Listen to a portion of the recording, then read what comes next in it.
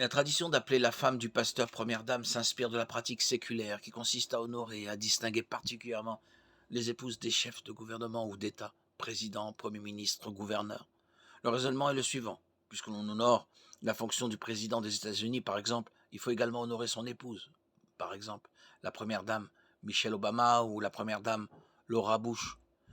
Ce raisonnement s'applique également aux églises, puisque les pasteurs accomplissent une œuvre plus puissante pour Dieu lui-même que n'importe quel chef d'État terrestre.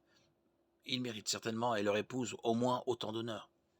L'idée semble être que ce qui est bon pour le président et la première dame de la Maison Blanche est bon pour le pasteur et la première dame de la Maison de Dieu.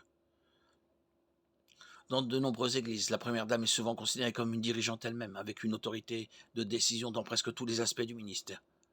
En vertu de la personne avec qui elle est mariée, elle a le droit d'avoir presque autant de voix que les autres dans tout ce qui se passe dans le ministère.